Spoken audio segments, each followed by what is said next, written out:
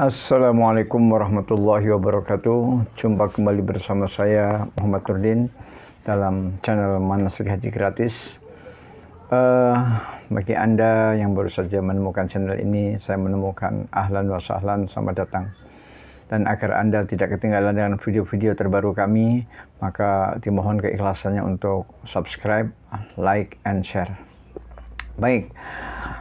Kita perlu memperhatikan di dalam berhaji itu masalah kesehatan, ya, karena memang haji itu adalah pekerjaan fisik, ya, mulai dari terbang, ya.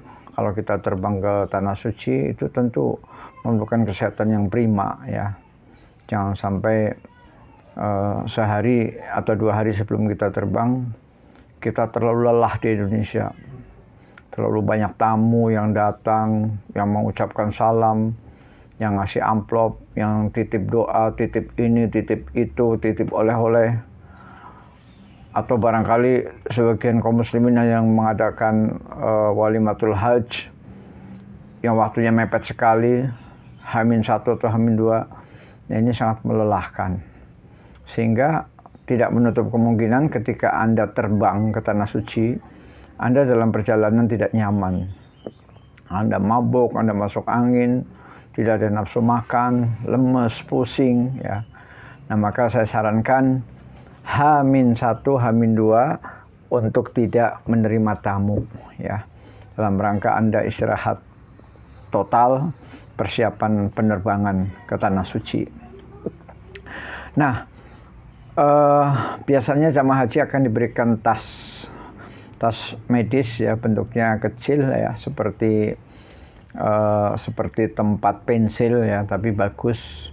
Biasanya di situ berisi masker, kemudian obat-obat yang ringan semacam balsem gosok apabila kita kram atau pegal-pegal, dan secukupnya, ya, obat-obatan ringan, ya.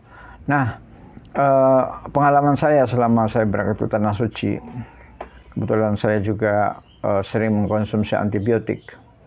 Ketika antibiotik saya kehabisan, padahal saya harus meminta antibiotik, sementara stok yang sudah dibawa oleh pemerintah kita melalui TKHI, Tim Kesehatan Haji Indonesia, itu habis total. Terpaksa saya beli di apotik di Mekah, di Madinah.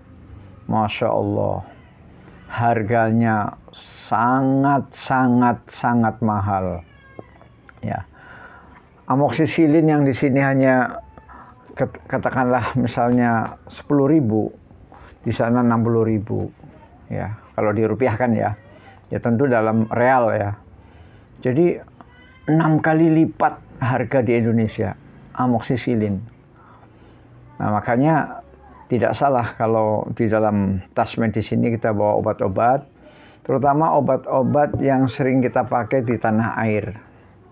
Katakanlah misalnya Anda yang batuk pilek, biasanya Anda pakai obat apa? Bawalah obat yang sehari-hari Anda sering pakai. Dan setiap orang mungkin beda. Ya, setiap orang mungkin beda. Ada yang kebiasaannya dengan paracetamol, ada yang kebiasaannya dengan Procol, Proflu, Bodrek dan lain-lain, ya. Demikian juga obat gosok, ya, obat gosok atau minyak angin itu juga tentu beda-beda. Ada yang senang minyak angin yang keras, yang tajam, ada yang minyak angin yang sedang-sedang saja, tidak terlalu panas, ya. Nah, isilah tas medis itu dengan obat-obatan yang sering Anda pakai sehari-hari di tanah air, ya. Nah, yang perlu diketahui oleh para jemaah haji bahwa setiap kloter atau setiap pesawat terbang yang membawa jemaah haji itu sudah dilengkapi dengan tim dokter, ya. Maka ada beberapa jenis-jenis pos-pos pengobatan yang telah disiapkan oleh pemerintah RI, baik di Indonesia maupun di tanah suci, ya. Yang pertama misalnya balai pengobatan haji di embarkasi, ya. Ini adalah khusus untuk menangani jamaah haji yang sakit, baik di embarkasi saat keberangkatan, katakanlah di asrama haji, maupun pada saat kepulangan, ya. Jadi tim kesehatan yang ada di asrama haji, yaitu namanya embarkasi, dan semuanya gratis, ya, tidak dipungut biaya. Nah, ini yang pertama, ya. Jadi ketika Anda menginap di asrama haji, baik akan berangkat ke Tanah Suci maupun pulang, itu kemudian Anda sakit di situ, Anda langsung berobat, ya. Kemudian yang kedua adalah TKHI, yaitu tim dokter, satu orang dokter plus 2 paramedis, ya, 2 perawat. Ini namanya TKHI, Tim Kesehatan Haji Indonesia. Dia akan menyertai jamaah sejak ada di asrama haji, sampai naik pesawat, sampai ke Tanah Suci, sampai pulang kembali ke Indonesia, akan menyertai Anda, ya. Ini akan menangani para jamaah haji yang tentu menurut hemat kami jumlahnya kurang, ya, karena pengalaman kami selama haji itu yang sakit biasanya cukup lumayan banyak, ya. Sampai-sampai ada pemeo yang mengatakan bahwa jamaah haji itu semuanya batuk, yang tidak batuk hanya tiang listrik. Sampai demikian pemeonya, ya. Nah, kalau dokternya cuma 1, perawatnya hanya 2, sementara yang sakit banyak, maka kasihan juga dokternya, kelelahan, ya. Padahal dokter itu juga merangkap melakukan ibadah haji, ya. Jadi TKHI itu 1 dokter, 2 paramedis akan menemani jamaah haji baik di pesawat, di Tanah Suci, sampai kembali ke Indonesia.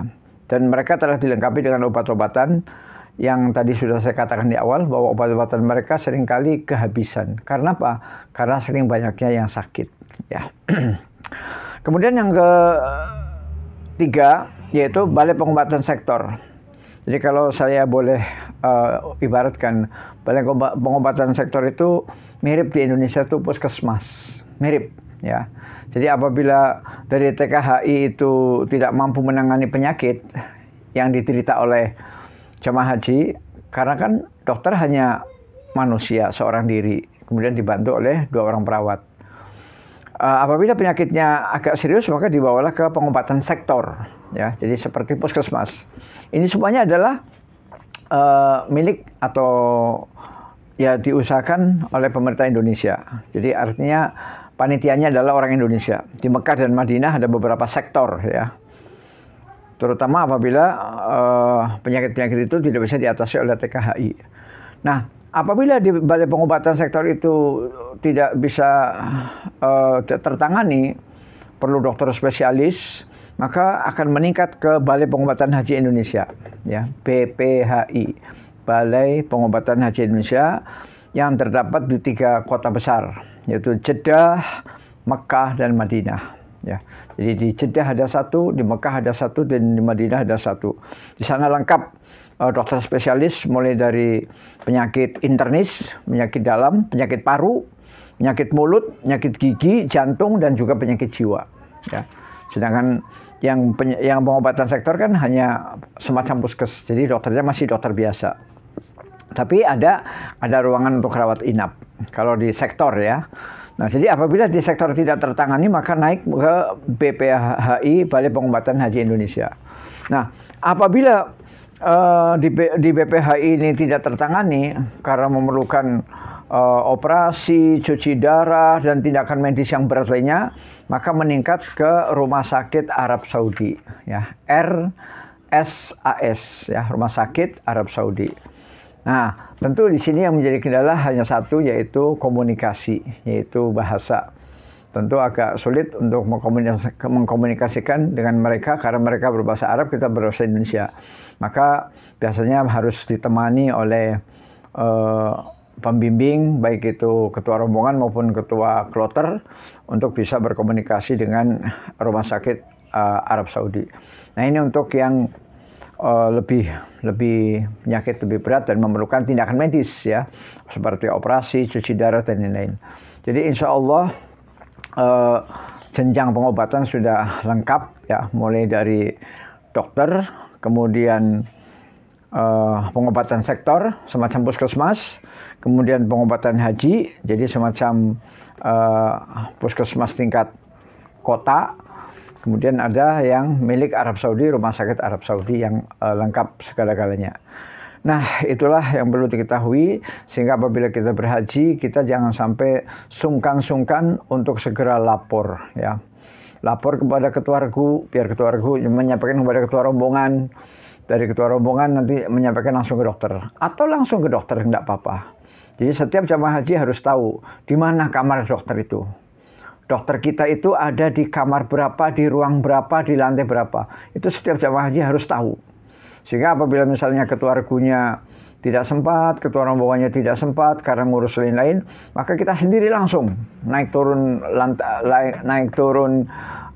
lift, apakah di lantai atasnya atau lantai bawahnya. Ya, saya kira ini penting, jangan sampai malu-malu, karena kalau tidak, maka penyakit itu akan berkembang dan semakin parah. Nauzubillah min dzalik. Assalamualaikum warahmatullahi wabarakatuh.